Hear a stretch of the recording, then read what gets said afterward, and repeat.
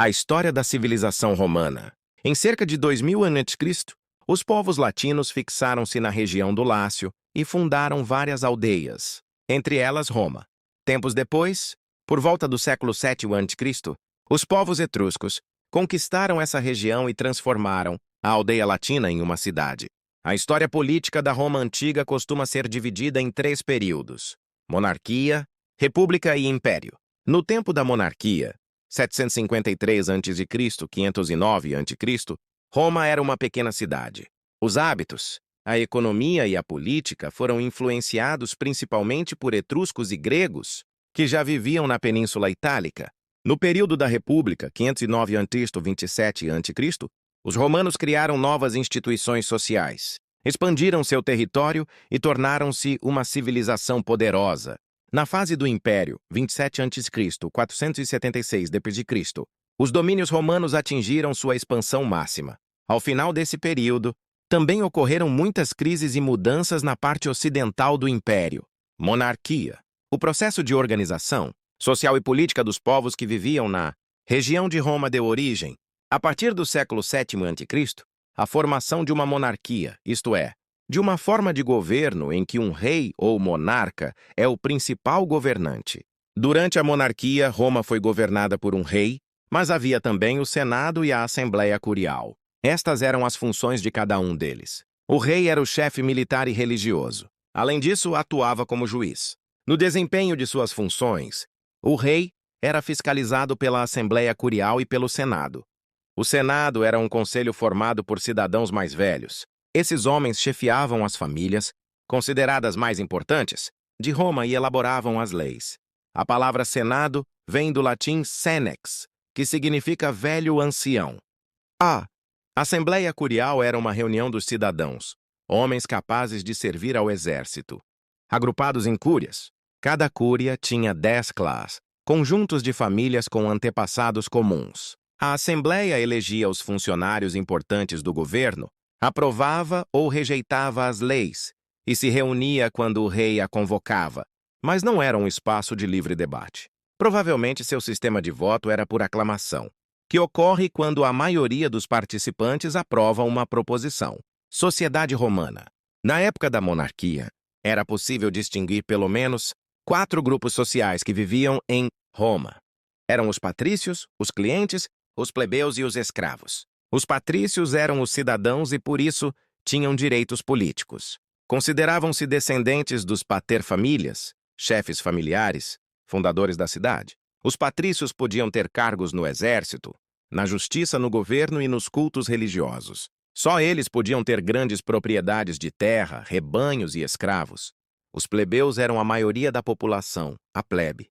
Mas durante a monarquia não eram considerados cidadãos. Os plebeus eram livres e se dedicavam, por exemplo, ao comércio, ao artesanato e aos trabalhos agrícolas. Os clientes eram uma parte da população livre que se associava aos patrícios, prestando serviços pessoais em troca de ajuda econômica e de proteção. Os escravos, em geral, eram pessoas que não conseguiam pagar suas dívidas ou eram prisioneiros de guerra. Eles faziam quase todos os trabalhos braçais e eram considerados propriedades do senhor. O senhor de escravos podia castigar, vender ou alugar os serviços de seus escravos. República. No final do século VI a.C., os cidadãos retiraram o rei da chefia do governo e criaram uma nova organização política chamada República. A palavra República se originou de 2 palavras latinas. Res, que significa coisa, pilis publica, que significa de todos. A ideia é que, diferentemente da monarquia, o comando da sociedade não seria de uma única pessoa, mas sim de um conjunto de pessoas. No entanto, o que se viu em Roma foi a instalação de uma república dominada pelos patrícios. Os patrícios controlaram o governo através de cargos, apresentados a seguir. Cônsules, eram 2, eleitos todo ano para executar as leis. Praetores, aplicavam as decisões da justiça. Edis, cuidavam dos serviços públicos. Questores, administravam o dinheiro público. Censores, contavam o número de cidadãos e os bens deles. Havia ainda a Assembleia dos Cidadãos, que também era controlada pelos patrícios. Assim, embora os plebeus fossem a maioria da população, não tinham o direito de participar das decisões políticas. Além disso, se não conseguiam pagar suas dívidas, corriam o risco de serem escravizados. Plebeus lutam por direitos. Durante a República, os governantes de Roma comandaram a expansão territorial. Para isso, o exército romano tinha que se fortalecer e os plebeus foram convocados para se tornarem soldados. Mesmo lutando por Roma, os plebeus continuaram excluídos socialmente. Eles não podiam participar das decisões políticas, não podiam exercer cargos da magistratura ou casar-se com patrícios. Foi então que a plebe enfrentou os patrícios e exigiu mais direitos. Os plebeus se negaram a servir o exército, retiraram-se da cidade e se recusaram a trabalhar para os patrícios. Com isso, eles conseguiram ser atendidos em algumas de suas exigências. Uma delas foi a criação de uma Assembleia Popular que elegia o tribuno da plebe, que teria poderes para anular as decisões que prejudicassem os interesses de seu grupo social.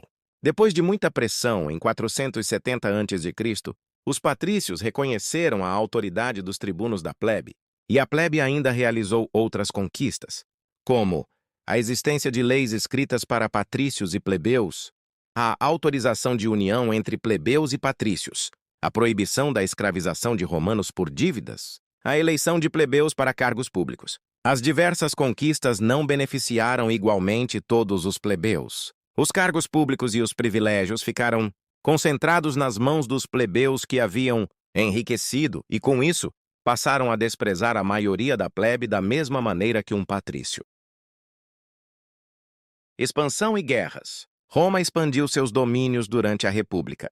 Entre os séculos VI a.C. e a.C., seus exércitos passaram a controlar toda a Península Itálica.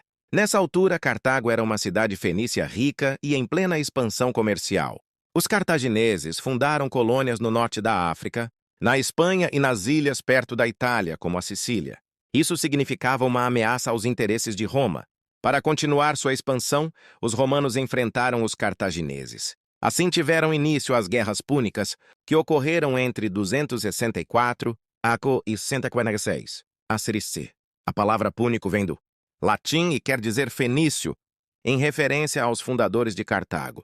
Após batalhas violentas e penosas para os dois povos, em 146 a.C., os romanos derrotaram seus inimigos, eliminando seus maiores rivais no comércio. Os governantes e os soldados romanos abriram caminho para dominar as terras em volta do Mediterrâneo, que por isso foi chamado de Mare Nostrum, nosso mar. Mas a expansão romana ultrapassou os limites do Mediterrâneo. Consequências das conquistas. Os territórios conquistados pelos romanos durante a República foram transformados em províncias de Roma, como Sicília, Macedônia, Síria e Cartago. As províncias eram obrigadas a enviar parte de suas riquezas para Roma. Tal situação provocou revoltas contra o domínio romano. Recebendo periodicamente os tesouros das províncias conquistadas, Roma passou a concentrar riquezas. Isso teve consequências na sociedade local. O estilo de vida da elite romana tornou-se mais luxuoso. A elevação do padrão de vida podia ser notada na construção de belas casas, nas roupas elegantes e nas festas. Paralelamente, a pobreza cresceu, atingindo a maioria da população. Ao voltar das guerras, muitos plebeus estavam empobrecidos e tinham de vender suas terras para sobreviver.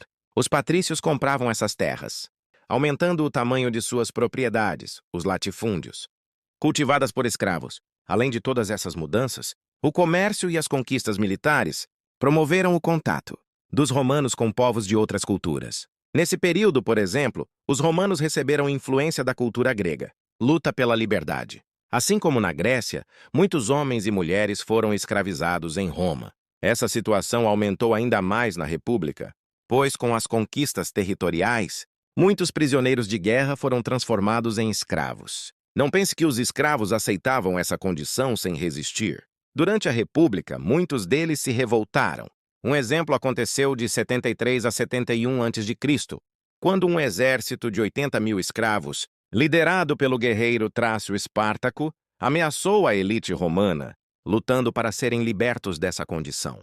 A repressão aos escravos que se revoltaram foi cruel, sendo que a maioria deles foram mortos ou castigados pelos romanos. Essa repressão foi usada para intimidar, ou seja, amedrontar os demais escravos do império.